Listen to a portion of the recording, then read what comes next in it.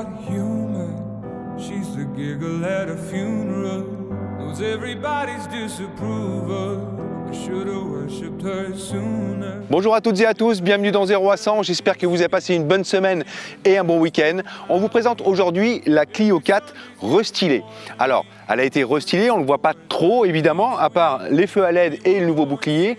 Tout se passe à l'intérieur. Renault ici a écouté les demandes de la clientèle et a fait quelques modifications au sein de l'intérieur de leur véhicule, vraiment beaucoup mieux fini, beaucoup plus joli aussi. On va regarder ça tout de suite.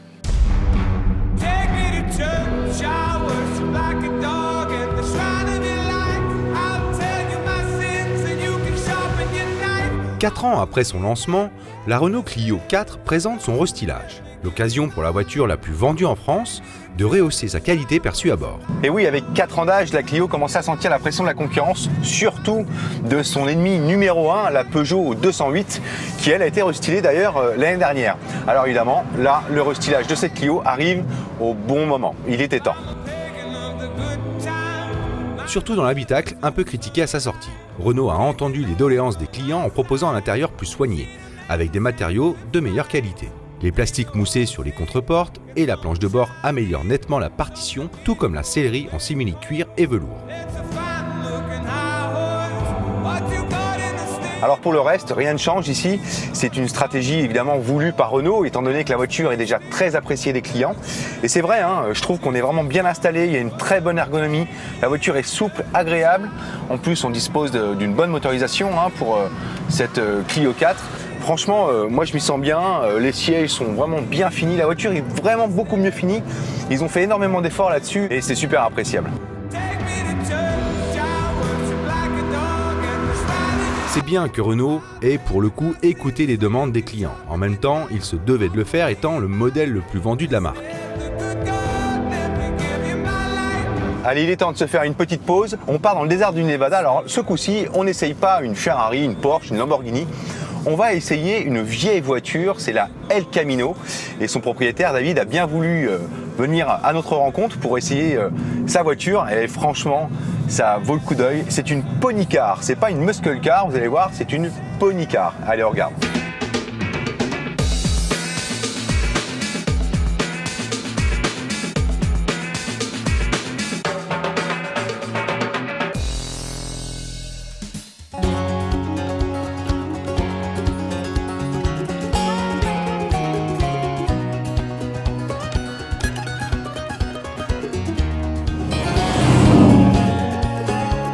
On se trouve dans le désert du Nevada avec David Périsset, l'heureux propriétaire de cette El Camino. Bonjour David. Bonjour. Mais qu'est-ce que c'est que cette voiture? C'est une voiture un peu spéciale. Il n'y a pas vraiment de nom. C'est à la fois un coupé et à la fois un pick-up. Donc on peut appeler ça un coupé utilitaire. C'est une voiture qui est un peu passée de mode maintenant. Celle-là elle date de 1969, mais dès les années 30, il y avait des véhicules comme ça. Ça a commencé en Australie. Et ensuite aux États-Unis dans les années 50, c'est Ford qui avait lancé ça au départ avec un autre modèle qui s'appelait le Ranchero, je crois. Est-ce qu'on peut parler alors donc de muscle car pour cette El Camino? Donc j'ai regardé un peu ce qui se faisait. En fait, il y a les muscle cars et on connaît la Camaro, on connaît la Mustang, la Dodge Charger. Et en dessous, il y avait la catégorie des pony cars, qui étaient des versions un petit peu plus petites, un peu moins puissantes, qui étaient plus des voitures pour les jeunes à l'époque, comme les GTI chez nous. Et notamment chez Chevrolet à l'époque, il y en avait une qui s'appelait la Chevelle, qui est aujourd'hui très très recherchée. Ouais. C'était le modèle en dessous de la Camaro. Et en fait, la El Camino, c'est la version utilitaire de la Chevelle. C'est le même châssis, le même moteur. La carrosserie est la même quand tu regardes à l'avant. Il y a beaucoup de pièces en commun. Donc voilà, donc c'est pas vraiment une muscle car, ce serait plus une pony car adaptée à la campagne. D'accord, une pony car, excuse-moi, c'est quand même, tu m'as dit c'est un 8 litres. Ton truc là, c'est quoi le bourrin devant? Parce que ça a l'air d'être un monstre. Alors en fait, cette voiture à la base, c'était une 396. Donc quand il y a des chiffres comme ça, en plusieurs centaines, en général, c'est la cylindrée du moteur calculée en pouces cubiques. D'accord. Wow. Donc cubic inches. C'est pour ça que souvent ils mettent un C et un I après. Donc ça, le modèle original, c'est la SS Super Sport, qui était la version la plus sportive de la Camaro, de la Chevelle. C'était leur appellation des voitures de sport. Le propriétaire à qui j'ai acheté la voiture trouvait que c'était pas assez. Donc il a mis un moteur, un 502. Ouais. Et si tu fais la traduction, en fait c'est un 8 litres. Donc c'est un V8 à carburateur de 8 litres de cylindrée. Combien de chevaux? Je sais pas encore, je l'ai pas passé au banc, j'aimerais bien. J'ai fait un peu de recherche. Ça doit être un moteur qui fait entre 5 et 600 chevaux. À l'époque, c'est ce qu'on appelait des crate engines, c'est-à-dire le moteur qui sort de la caisse, de la boîte. Et en fait, c'était des moteurs vendus par Chevrolet pour la compétition et qui arrivaient, c'était des kits moteurs en fait que tu pouvais adapter dans différents modèles de Chevrolet. D'accord. Et en fait, les gens s'en servaient pour faire soit des courses de dragster, soit du NASCAR. Avec une voiture complètement de série, mais ils mettaient un plus gros moteur dedans. Et tout est à l'ancienne, à l'américaine, avec les gros pneus qui n'ont pas beaucoup d'adhérence, et puis tu mets gaz, et avec le couple et la puissance, tu cires un peu. Ouais. Voilà. Là, c'est une boîte de vitesse de dragster qui est dessus, Ouais, j'ai vu. avec les clics. Ouais, c'est une 3 vitesses, c'est assez bizarre au début. Alors après, je pense qu'avec ce genre de véhicule, tu dois pas non plus... Alors l'essence, c'est pas très cher aux États-Unis, mais à mon avis, ça doit bien téter quand même, cette petite chose-là. Ouais, ça consomme beaucoup. J'ai pas fait le calcul, mais C'est pas cher à l'achat, mais alors derrière... je pense qu'on doit être aux 25 ou 30 litres au 100, quelque chose comme ça. Ah oui, ça rigole pas, ouais. Oui, puis comme c'est une boîte 3 vitesses, quand tu te cales à 80-90 km/h, tu peux pas descendre en dessous de 3000 tours minute, donc tu consommes même en roulant comme ça tranquille. Mais quel plaisir.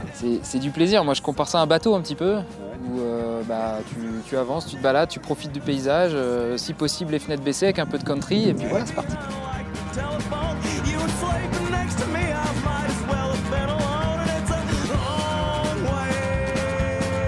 Bah écoute, merci beaucoup David. C'est t'en prie, avec bien plaisir. sympa de nous faire découvrir cette petite El Camino. Pourquoi El Camino? Tu sais la signification? Non, je sais pas. Je sais C'est pas. très hispanique quand même. C'est très, à l'époque, ils donnaient beaucoup. La version de chez Ford s'appelait Ranchero. Ouais. Il y avait la Camaro. Donc il y a beaucoup de noms comme ça à consonance hispanique. Ouais. El Camino, c'est-à-dire le chemin en espagnol. On va le prendre le chemin. Allez, allons-y. On va aller se promener. Allez.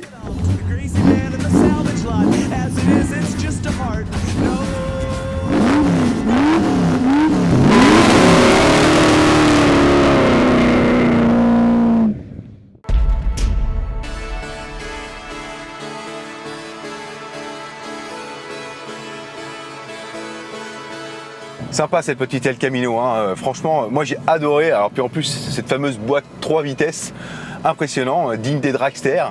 Allez, on continue avec cette magnifique Clio 4 restylée. Alors on dispose aujourd'hui du modèle Intense, hein. Il y a plusieurs modèles de Clio. Celle-là c'est la Intense, donc haut de gamme, très bien équipée. Moteur 1,2 litre, 120 chevaux.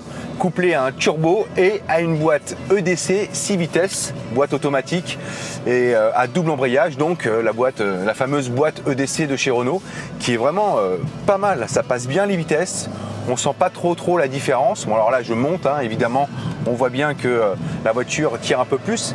Pourquoi elle tire un peu plus? Parce que j'ai utilisé le mode éco, je veux pas trop consommer, donc la voiture au niveau des reprises sont beaucoup plus lentes, beaucoup plus faibles, mais ce qui fait qu'on consomme beaucoup moins. Alors après on peut toujours l'enlever, parce que la voiture elle marche très fort, très bien. Grâce au turbo, il fournit son couple maximal assez tôt, ce qui favorise les reprises, d'autant que l'étagement n'est pas trop long. Côté performance, cette Clio n'a rien d'une sportive, mais on peut plutôt parler d'agrément général et d'une belle polyvalence. On sent vraiment très bien dans cette voiture, elle est, comme je le disais en début d'émission, assez ergonomique, très agréable. On a une bonne prise en main, j'aime bien le volant, il est sympa, on a toutes les informations qu'il nous faut devant, et puis on a ce fameux écran là en plein milieu, en console centrale, multimédia avec toutes les options, prise USB, prise jack, on peut mettre son téléphone, on a une climatisation régulée sur ce modèle Intense, ça c'est appréciable aussi, si on veut une température comme 20 degrés par exemple dans toute la voiture, on a ça. On a tout autour de la voiture des capteurs, hein, évidemment, pour que quand on recule, manque la caméra de recul, ça aurait été pas mal aussi. Voilà. Après, on est dans une qualité Renault, un châssis très bien fait. Je suis vraiment agréablement surpris. Elle est vraiment sympa. Allez, c'est l'heure du petit BuzzNet. Je vous avais fait passer une fois une vidéo publicitaire sur la sécurité routière. En voilà une deuxième. Alors celle-là, elle est assez hard et elle est très sympa. Elle m'a bien fait rire parce que je l'ai vraiment trouvée bien faite. C'est une publicité de la sécurité routière en Suisse. Allez, on regarde.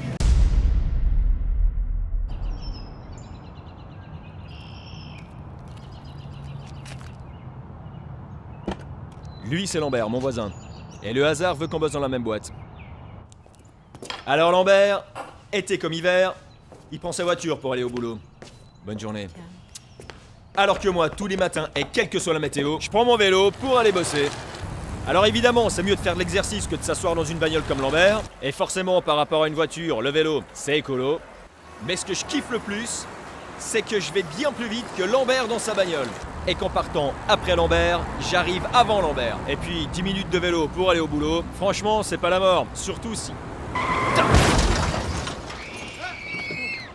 La mort, par contre, c'est de rouler comme un con à vélo. Dans près de la moitié des accidents impliquant des vélos, les cyclistes sont fautifs.